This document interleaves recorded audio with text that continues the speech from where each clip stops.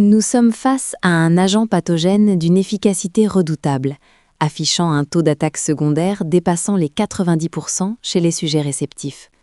Son nom scientifique complet est l'herpès virus varicella, ou VZV. C'est dès les premières secondes de l'infection, le compte à rebours est lancé. Des milliers de virions détournent les voies respiratoires de l'hôte, déclenchant une réaction en chaîne qui aboutira invariablement à une éruption cutanée généralisée. Le résultat final de cette attaque biologique est binaire. Soit l'hôte développe des complications potentiellement létales allant de l'encéphalite à la pneumopathie, soit son système immunitaire parvient à neutraliser l'agent, conférant à l'organisme une immunité absolue, définitive et virologiquement documentée. Ce dossier déconstruit l'intégralité du protocole d'attaque de la varicelle, de son point d'entrée microscopique jusqu'aux mesures d'isolement imposées par les autorités sanitaires. L'investigation virologique identifie formellement le responsable, l'herpès virus varicellae. Il s'agit d'un virus à ADN double brin, encapsulé dans une enveloppe lipidique qui le rend paradoxalement vulnérable dans l'environnement extérieur, mais d'une précision chirurgicale une fois à l'intérieur d'un hôte. L'épidémiologie clinique démontre une asymétrie flagrante dans le choix des cibles. L'agent pathogène jette son dévolu presque exclusivement sur les individus dont l'âge est compris entre 2 et 10 ans.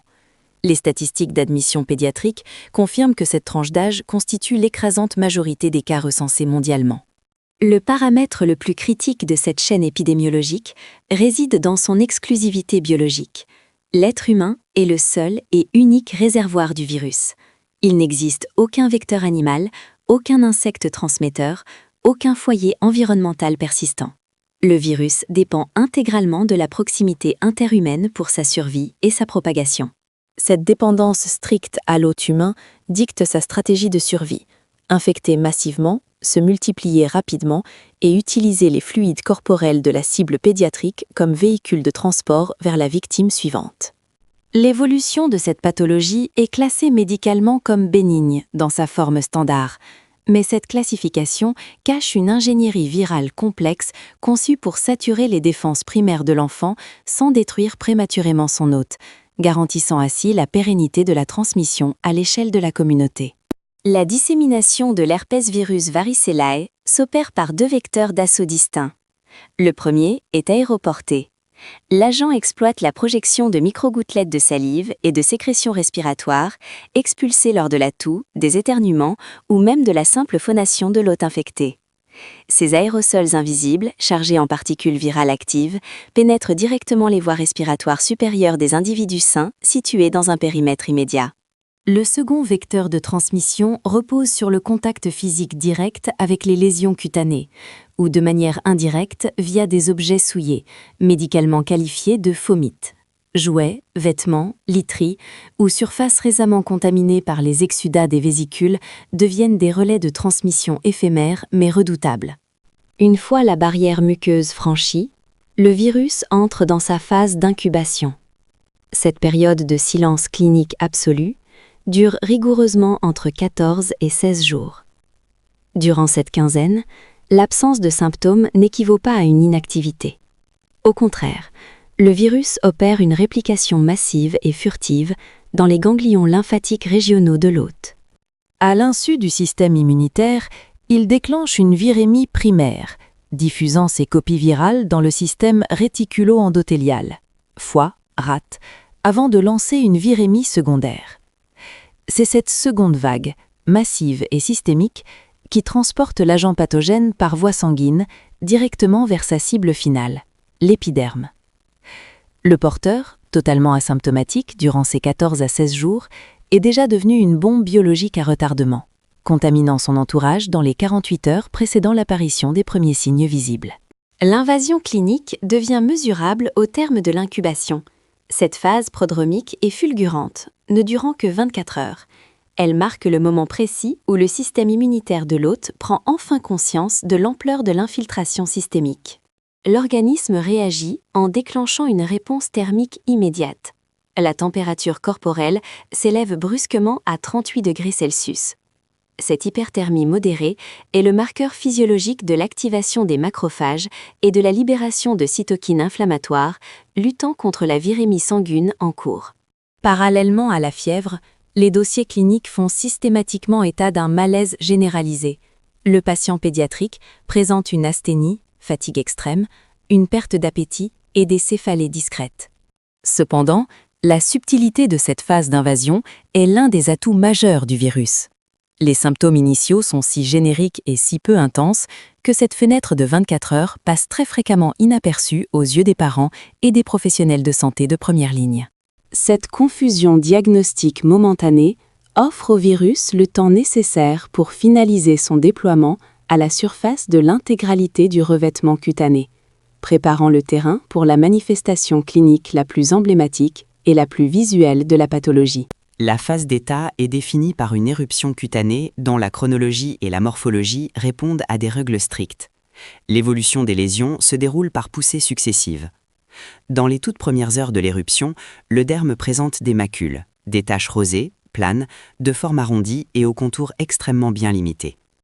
L'analyse histologique de ces zones révèle l'accumulation focale de cellules inflammatoires autour des capillaires dilatés.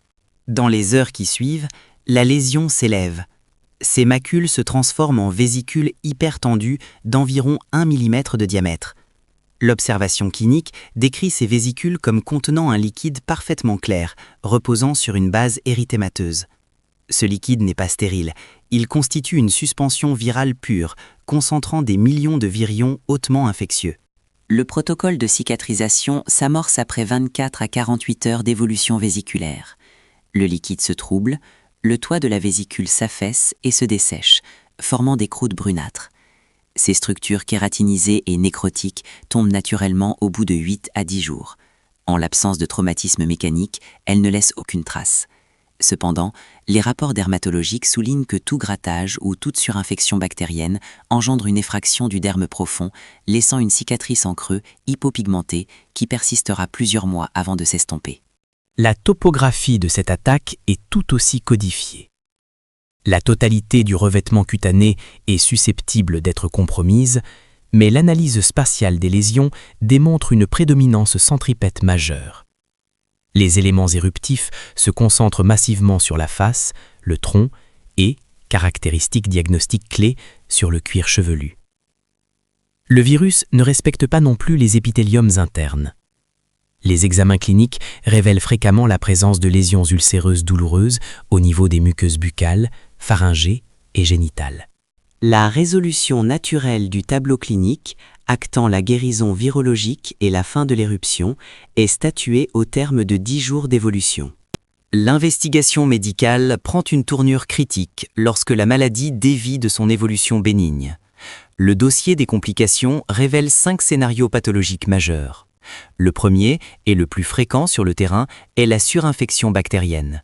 Le prurite intense pousse le patient au grattage, ouvrant la porte à des agents opportunistes tels que le staphylocoque doré ou le streptocoque du groupe A, transformant les lésions virales en impétigo ou en dermo-hypodermite sévère. Le deuxième scénario concerne la varicelle maligne, une forme disséminée et agressive ciblant exclusivement les sujets immunodéprimés, patients sous chimiothérapie, greffés ou atteints de déficits immunitaires congénitaux. Chez ces individus, l'incapacité du corps à stopper la réplication virale entraîne une nécrose tissulaire massive, des hémorragies internes et un taux de mortalité particulièrement élevé. Le troisième niveau de complication révèle une attente neurologique directe par le VZV. Le virus peut traverser la barrière hémato-encéphalique, provoquant des méningites aseptiques ou des encéphalites. Les données neurologiques documentent des cas d'ataxie cérébelleuse aiguë, se manifestant par une perte d'équilibre brutale, des troubles de la coordination et des tremblements chez l'enfant. Le quatrième danger majeur est pulmonaire.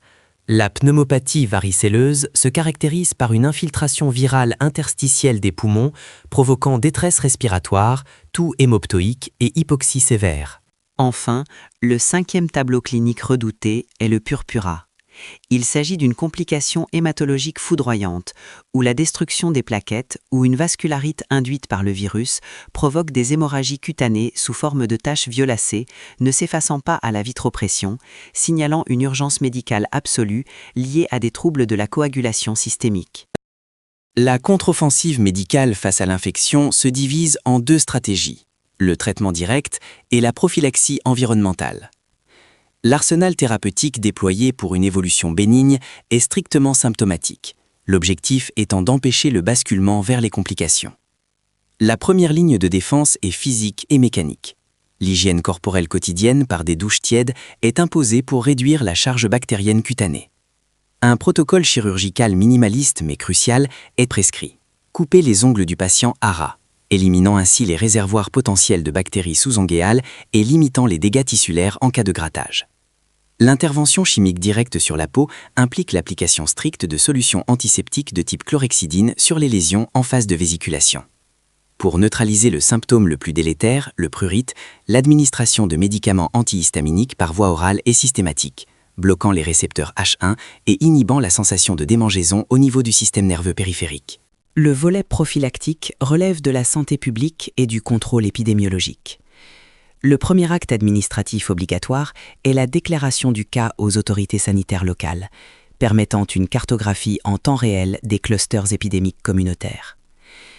La mesure de quarantaine est immédiate, éviction totale de l'école ou des structures d'accueil pour une durée incompressible d'1 semaine, 7 jours, calculée à partir de la date de la toute première apparition de l'éruption cutanée.